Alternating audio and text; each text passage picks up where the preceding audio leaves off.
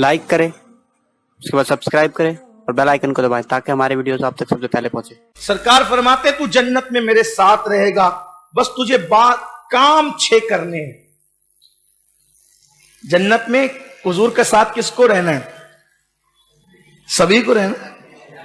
हाँ, मैं कोई शायर नहीं हूं कि आपको यह कह दूं कि मुझे लहलाते चहचाते 10 का नोट दे दो तो जन्नत में हुजूर का साथ मिल जाएगा।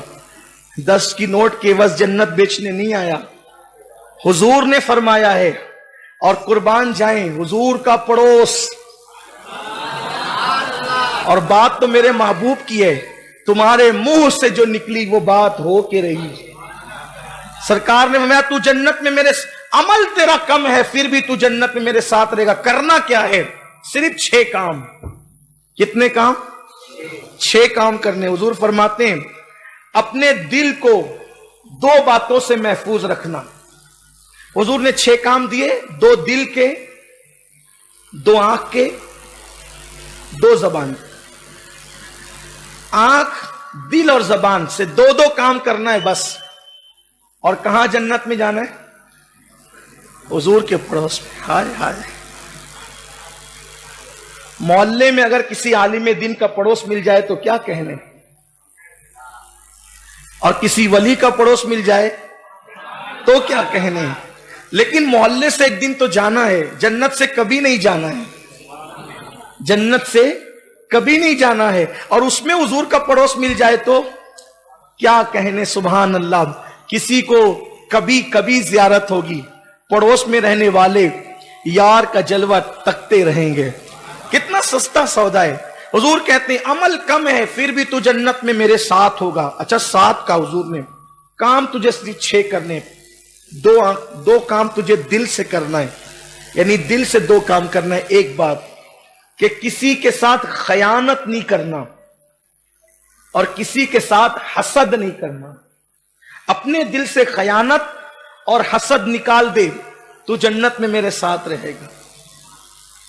देखो आज हसद भी लोगों को है ना, हम भी लोगों से हसद करते हैं एक दूसरे से कि कोई खूबसूरत है ना, अब खूबसूरत है तो उसमें उसका क्या कसूर है। कोई मालदार है तो मालदार होने में उसका क्या कसूर है। कोई ज्यादा औलाद वाला है तो उसका क्या कसूर है। कोई ज्यादा इज्जत वाला है उसका क्या कसूर है। कोई आला नसब है उसका क्या कसूर है। कोई आला हिम्मत है उसका क्या कसूर है। कोई आला अखलाक है उसका, ये तो कुदरत ने दिया है। हसद का मतलब क्या, थोड़ी वाजे करते चलो बात। आज मैंने अपने साथ एक अपने भाई से कहा था मैंने कि आज बड़े सादा और बहुत अहम उन्वान पे गुफ्तगू। अगर इस बात को हम अपने दिल में बिठा के अमल कर लेते हैं, वल्लाह कहता हूं कि जन्नत की बहारें देखकर क़यामत के दिन इंशाअल्लाह तबारक व तआला आपके दिल से दुआ निकलेगी। हालांकि वो दुआ की जगह नहीं है, लेकिन सिर्फ आपसे कह रहा हूं कि दुआ निकलेगी। इस पर अमल कर लें। हम बहुत बड़े नुकसान में गीबत करके। हुजूर ने बताया तू छोटे अमल पर भी, सिर्फ फराइज पर, यानी कि नवाफिल और मुस्तहबात की कसरत की बुनियाद पर नहीं, सिर्फ फराइज पर अमल करके भी जन्नत में मेरे साथ होगा। 2 काम तुझे दिल से करना है, खयानत नहीं करना, किसी से हसद नहीं करना। देखो खयानत क्या कहते हैं, किसी के माल में उसकी इजाजत के बगैर तसर्रुफ करना, चोरी करना, खा जाना उठाकर, अमानत में खयानत।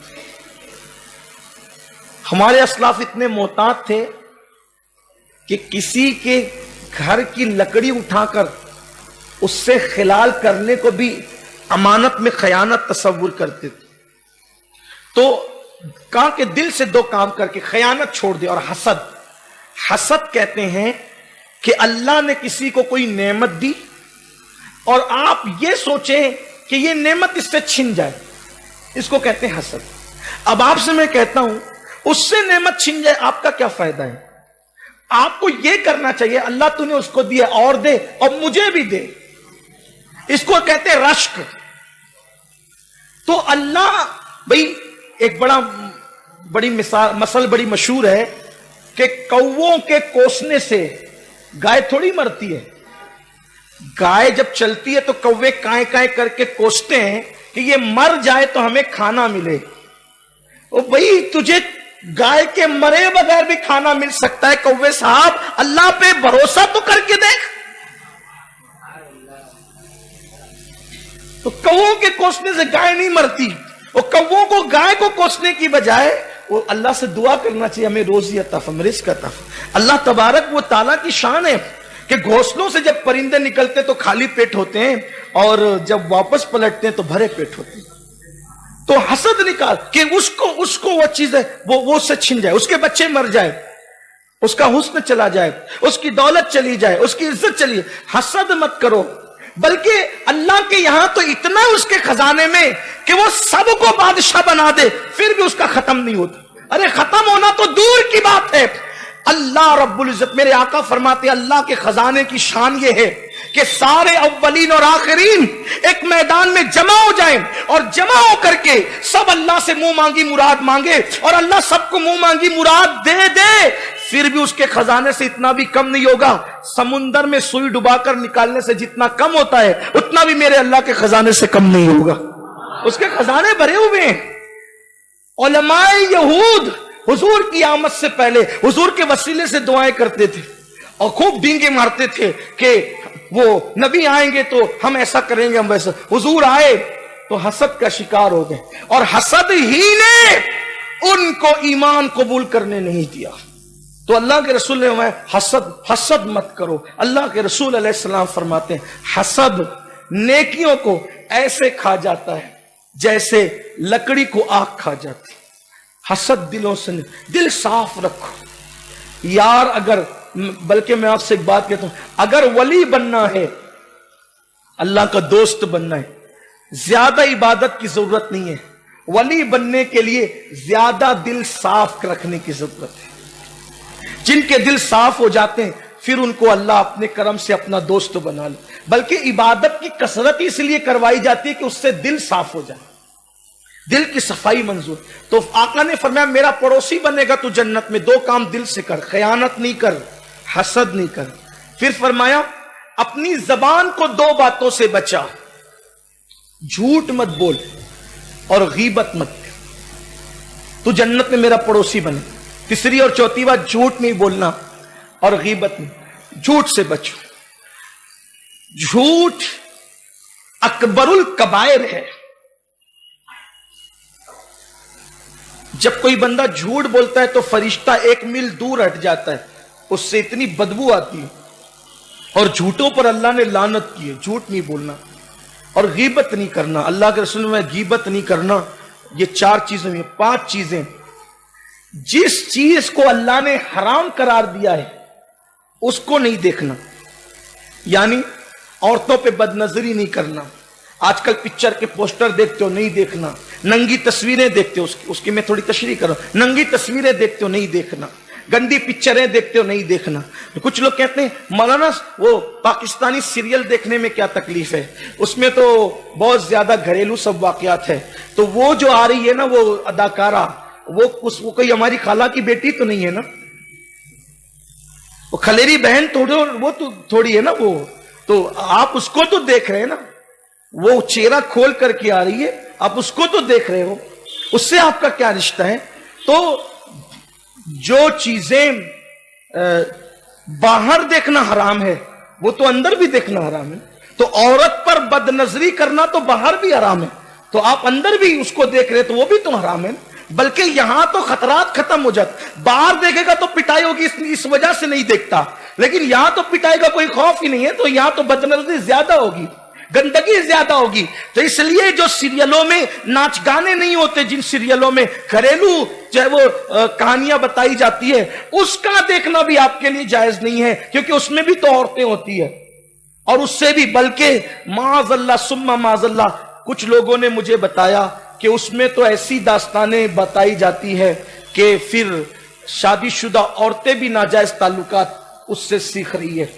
और फिर भावच का अफेयर है तो ननन सपोर्ट कर रही है, ननन का अफेयर है तो भावच सपोर्ट कर, यानी घरों के अंदर ये मिजाज बताया जा रहा है कि ननन भावज, भावज ननन नहीं है बल्कि सहेली सहेली है। تو اب دوستی کا تقاضا یہ ہے کہ اگر ننن کا افیئر ہے تو بھاوچ سپورٹ کرے، اور بھاوچ کا ہے تو ننن، یعنی اس کو بھائی کی نہیں پڑی ہے، اب جو اس کی سہیلی بن گئی ہے نا ننن تو بھاوج، تو اب یہ اس کا سپورٹ کریے، کس میں؟ گناہ میں۔